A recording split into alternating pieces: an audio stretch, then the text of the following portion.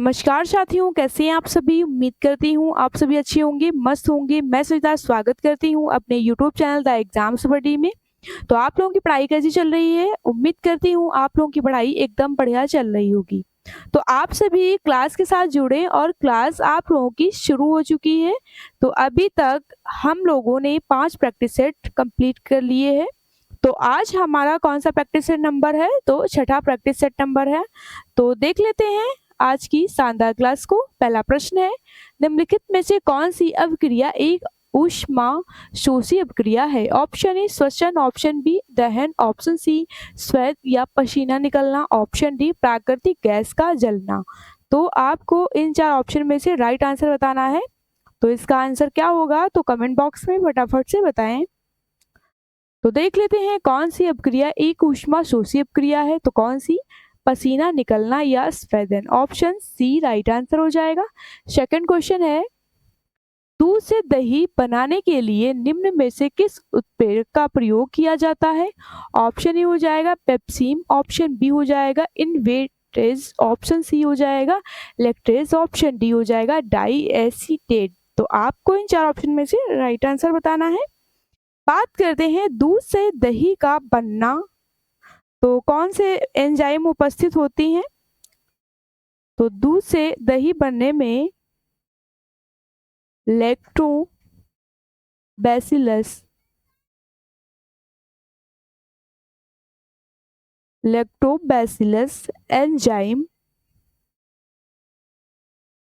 Enzyme उपस्थित होते हैं। क्या बनता है दूध से दही बनने में। तो आप लोगों को इन 4 ऑप्शन में से राइट आंसर बताना है। तो दूध को दही में बदलने की प्रक्रिया को क्या कहते हैं। दूध को दही में बदलने की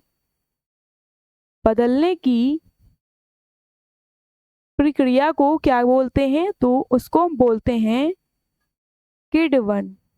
क्या बोलते हैं, किण्वन बोलते हैं।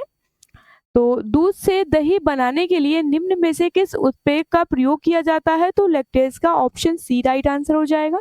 नेक्स्ट, एक अभिक्रिया में उत्प्रेरक का क्या कार्य करता है। ऑप्शन ए अभिकारकों की स्थैतिक ऊर्जा को बदल देता है, ऑप्शन बी अभिकारकों की गतिज ऊर्जा को बदल देता है, ऑप्शन सी उत्पादों की स्थैतिक ऊर्जा में बदल देता है, ऑप्शन डी सक्रिय ऊर्जा बदल देता है।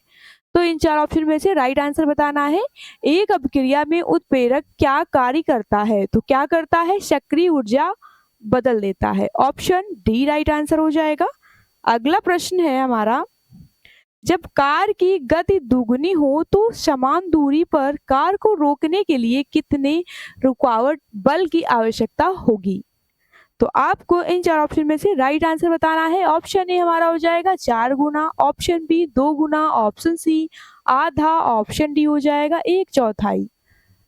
तो राइट आंसर क्या हो जाएगा, ऑप्शन बी 2 गुना। कितना लगेगा बल की आवश्यकता होगी, तो 2 गुना, ऑप्शन बी राइट आंसर हो जाएगा। अगला प्रश्न है, निम्नलिखित में से किसकी विमा आवेश के समान है। ऑप्शन ए हो जाएगा आयतन, ऑप्शन बी संवेग, ऑप्शन सी हो जाएगा आघूर्ण, ऑप्शन डी संवेग परिवर्तन की दर। तो आपको इन 4 ऑप्शन में से राइट आंसर बताना है किसकी विमा आवेश के समान है। तो किसकी है, संवेग परिवर्तन की दर। तो आपको इन 4 ऑप्शन में से राइट आंसर बताना है। तो राइट आंसर हमारा हो जाएगा ऑप्शन बी संवेग। ऑप्शन बी वाले बच्चे बिल्कुल करेक्ट हो जाएंगे। नेक्स्ट, बृहद ऊंचाई से गिरती हुई बर्फ वर्षा की बूंदों के संक्षेप सापेक्ष निम्नलिखित में से कौन सा कथन सत्य होगा। ऑप्शन ए अनंत वेग के साथ गिरना जो भिन्न भिन्न बूंदों के लिए भिन्न होगा, ऑप्शन बी वे समान वेग के साथ गिरेंगे, ऑप्शन सी उनका वेग बढ़ेगा और वे धरती पर भिन्न वेग या गति से पड़ेंगे, ऑप्शन डी उनका वेग बढ़ेगा और वे समान वेग से धरती पर पड़ेंगे। तो इन 4 ऑप्शन में से राइट आंसर बताना है। वह ऊंचाई से गिरती हुई वर्षा की बूंदों के सापेक्ष निम्नलिखित में से कौन सा कथन सत्य होगा। तो कौन सा होगा, ऑप्शन ए अनंत वेग के साथ गिरना जो भिन्न भिन्न बूंदों के लिए भिन्न होगा, ऑप्शन ए राइट आंसर हो जाएगा। नेक्स्ट, नवजात शिशु के जन्म से 3 माह तक की अवधि के अध्ययन को क्या कहते हैं? ऑप्शन ए हो जाएगा कोरोलॉजी, ऑप्शन बी कोलॉजी, ऑप्शन सी हो जाएगा निमेटोलॉजी, ऑप्शन डी हो जाएगा न्यूनेटोलॉजी। तो आपको इन 4 ऑप्शन में से राइट आंसर बताना है। शिशु के जन्म से 3 माह की अवधि के अध्ययन को क्या कहते हैं? तो क्या कहते हैं? न्यूनेटोलॉजी, ऑप्शन डी राइट आंसर हो जाएगा। अगला प्रश्न है, आंतरिक अंगों के अध्ययन को क्या कहते हैं? ऑप्शन ए हो जाएगा angiology, option B orthology, option option C हो जाएगा एथ्रोपोलॉजी, ऑप्शन डी स्प्लेनोलॉजी। तो आपको इन 4 ऑप्शन में से राइट आंसर बताना है। आंतरिक अंगों के अध्ययन को क्या कहते हैं? कौन सा आंसर राइट होगा? तो कौन सा होगा? Option D. कौन सा ऑप्शन राइट है? ऑप्शन डी राइट हो जाएगा। नेक्स्ट, एंडोस्कोप क्या है? ऑप्शन ए, ये एक उपकरण है जिसे आहार नाल के अंदर देखा जा सकता है। ऑप्शन बी, ये एक प्रकाशीय यंत्र है जिसे मरीज की छाती पर लगाकर हृदय की अनियमित गतियों को नियमित करते हैं। ऑप्शन सी, ये एक यंत्र है जिसे कान के विकार का परीक्षण करते हैं। ऑप्शन डी, यह एक यंत्र है जो मनुष्य की मांसपेशियों द्वारा उत्पन्न विद्युतीय संकेतों को मापती है। तो क्या है एंडोस्कोप, क्या है? तो आपको इन 4 ऑप्शन में से राइट आंसर बताना है। कौन सा हमारा राइट आंसर होगा? तो देख लेते हैं, राइट आंसर हमारा ऑप्शन ही हो जाएगा। कौन सा? ऑप्शन ए, ये एक उपकरण है जिसे आहार नाल के अंदर देखा जा सकता है। किसके द्वारा? एंडोस्कोप के द्वारा। ऑप्शन ए राइट आंसर हो जाएगा। अगला प्रश्न है, निम्न दिए गए तत्वों की विद्युत ऋणात्मकता किस क्रम में बढ़ेगी? ऑप्शन हो जाएगा CnSiP, ऑप्शन बी हो जाएगा NSiCp, ऑप्शन सी हो जाएगा SiPCn, ऑप्शन डी हो जाएगा PSiNc। तो आपको इन 4 ऑप्शन में से राइट आंसर बताना है। तो दिए गए तत्वों की विद्युत ऋणात्मकता किस क्रम में बढ़ेगी? तो किस क्रम में? तो ऑप्शन सी राइट आंसर हो जाएगा, सिलिकॉन और फास्फोरस, कार्बन और नाइट्रोजन, ऑप्शन सी। अगला प्रश्न है, NO तथा P की विद्युत ऋणात्मकता का सही क्रम क्या होगा? तो आपको इन 4 ऑप्शन में से राइट आंसर बताना है। NO तथा P की विद्युत ऋणात्मकता का सही क्रम क्या होगा? तो कौन सा क्रम सही होगा? तो आंसर हमारा हो जाएगा ऑप्शन सी। कौन सा? Option C, F greater than O greater than N greater than P, option C right answer हो जाएगा। नेक्स्ट, Fe2 प्लस तथा Fe3 प्लस की विद्युत ऋणात्मकता का सही क्रम क्या होगा? 4 ऑप्शन दिए गए हैं, इसमें से आपको राइट आंसर बताना है। विद्युत ऋणात्मकता का सही क्रम क्या होगा? तो आंसर हमारा हो जाएगा option D. Option D right answer हो जाएगा। अगला प्रश्न है, साबुन के बुलबुले पर श्वेत प्रकाश डालने से रंग दिखाई देते हैं, इसका कारण है? ऑप्शन ए विवर्तन, ऑप्शन बी ध्रुवण, ऑप्शन सी व्यक्तीकरण, ऑप्शन डी हो जाएगा परावर्तन। तो साबुन के बुलबुले पर श्वेत प्रकाश डालने से रंग दिखाई देते हैं, इसका कारण क्या है? तो इसका कारण हो जाएगा ध्रुवण, ऑप्शन बी राइट आंसर हो जाएगा। कौन सा? Option B. नेक्स्ट, इंद्रधनुष तब बनते हैं जब सूर्य का प्रकाश, ऑप्शन ए वायुमंडल में वर्षा बूंदों पर गिरने से परिवर्तन होने पर प्रकीर्णित हो जाता है, ऑप्शन बी वायुमंडल में वर्षा बूंदों पर गिरने से अपवर्तन होने पर प्रकीर्णित हो जाता है, ऑप्शन सी हो जाएगा वायुमंडल में वर्षा बूंदों पर गिरने से अपवर्तन होने पर हो जाता है, ऑप्शन डी उपर्युक्त में से कोई भी कथन सही नहीं है। तो इन 4 ऑप्शन में से राइट आंसर क्या होगा हमारा? इंद्रधनुष तब बनते हैं जब सूर्य का प्रकाश, तो राइट आंसर हो जाएगा ऑप्शन सी, जब सूर्य का प्रकाश वायुमंडल में वर्षा बूंदों पर गिरने से अपवर्तन होने पर प्रकीर्णित हो जाता है। कौन सा हमारा राइट आंसर हो जाएगा? Option C. Option C right answer हो जाएगा। अगला प्रश्न है, इंद्रधनुष में होता है, गलत कथन का चयन करें। तो आपको इन 4 ऑप्शन में से देखना है और गलत कथन का चयन करें। तो देख लेते हैं, पहला ऑप्शन है पृथ्वी की ओर इसके सबसे अंदर के रंग के रूप में बैंगनी प्रकाश। ऑप्शन बी पृथ्वी की ओर इसका वृक्क झुकाव। ऑप्शन सी आकाश की ओर इसके सबसे बाएं रंग के रूप में लाल प्रकाश। ऑप्शन डी हो जाएगा पृथ्वी की और इसके सबसे अंदर के रंग के रूप में लाल प्रकाश। तो इंद्रधनुष में होता है, तो राइट आंसर हमारा हो जाएगा ऑप्शन डी पृथ्वी की ओर इसके सबसे अंदर के रंग के रूप में लाल प्रकाश। ऑप्शन डी राइट आंसर हो जाएगा। अगला प्रश्न है ऑस्टियोसाइट कहाँ उपस्थित होता है? ऑप्शन ई अस्थि में। ऑप्शन बी रक्त। ऑप्शन सी हो जाएगा कार्टिलेज। Option D लसिक। तो आपको इन 4 ऑप्शन में से राइट आंसर बताना है। लसिका में, तो आपको इनमें से कौन सा राइट आंसर है वो बताना है। तो देख लेते हैं ऑस्टियोसाइट कहाँ उपस्थित होते हैं।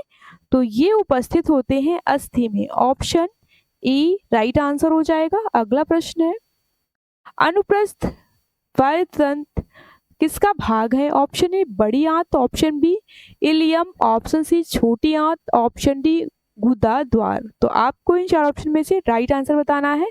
अनुप्रस्थ या वायुतंत्र किसका भाग है? तो ये किसका भाग है? तो ये बड़ी आंत का भाग है। ऑप्शन ए राइट आंसर हो जाएगा। अगला प्रश्न है ऑसिपिटल कहाँ उपस्थित होता है? ऑप्शन ए कान। ऑप्शन बी फेफड़ा। ऑप्शन सी हो जाएगा मैक्यूल। ऑप्शन डी हो जाएगा कपाल। तो ऑसिपिटल कहाँ उपस्थित होते हैं?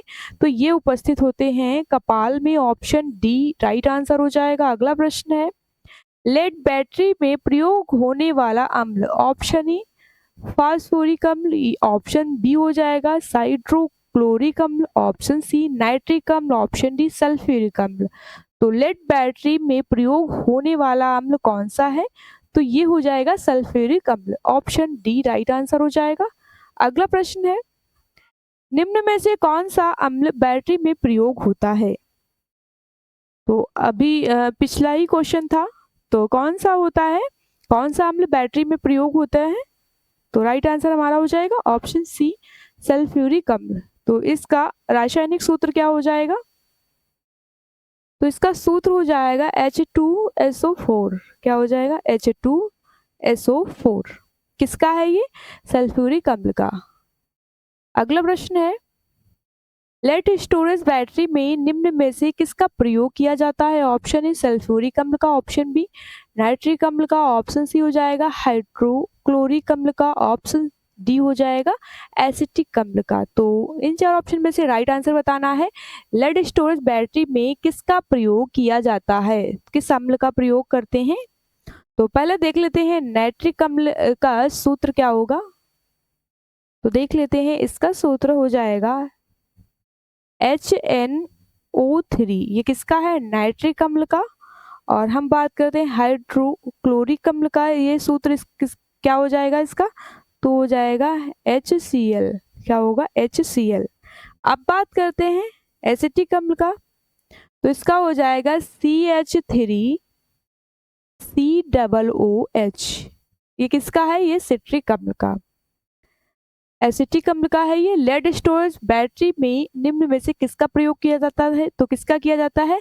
सल्फ्यूरिक अम्ल का। ऑप्शन ए राइट आंसर हो जाएगा। अगला प्रश्न है बर्फ का गलनांक होता है केल्विन में। ऑप्शन ए हो जाएगा 253.16। ऑप्शन बी हो जाएगा 263.16। ऑप्शन सी हो जाएगा 273.16। Option D 283.16। तो आपको इन 4 ऑप्शन में से राइट आंसर बताना है। बर्फ का गलनांक होता है तो कितना होता है?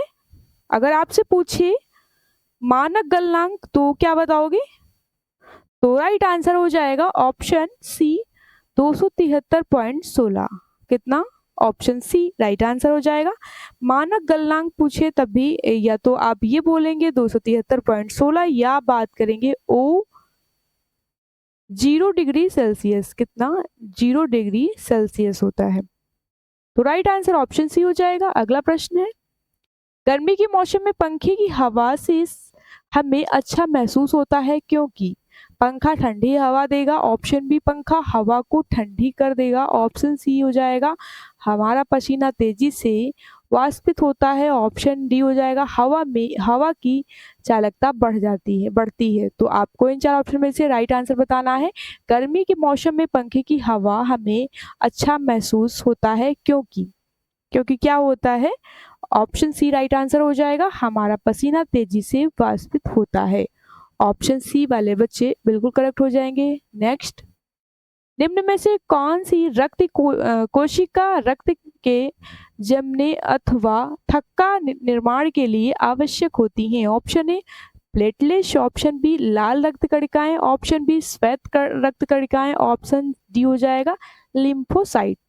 तो आपको इन 4 ऑप्शन में से राइट आंसर बताना है। रक्त कोशिका रक्त के जमने अथवा थक्का निर्माण के लिए आवश्यक होती हैं, तो क्या होती हैं? Platelets. Option A right answer हो जाएगा। आज की क्लास का लास्ट क्वेश्चन है, इसका आंसर आप लोग फटाफट से कमेंट बॉक्स में बताएं। तो आइए देख लेते हैं क्वेश्चन क्या है। निम्न में से कौन सी रक्तकारी प्राणी है? ऑप्शन ए कबूतर, ऑप्शन बी कछुआ, ऑप्शन सी लोमड़ी, ऑप्शन डी बकरी। तो आपको इन 4 ऑप्शन में से राइट आंसर बताना है। शीत रक्तकारी प्राणी कौन सा है इनमें से? तो देख लेते हैं, राइट आंसर हमारा हो जाएगा ऑप्शन बी कछुआ। शीत रक्त प्राणी कछुआ है। तो शीत रक्त प्राणी वे होते हैं जिनके शरीर का तापमान उनके बाहरी वातावरण के तापमान के अनुसार बदलता है, वो क्या कहलाते हैं? वो शीत रक्तकारी प्राणी कहलाते हैं। तो समझ में आ गया होगा कि शीत रक्त प्राणी क्या होते हैं। तो राइट आंसर हमारा हो जाएगा ऑप्शन बी हो जाएगा कछुआ।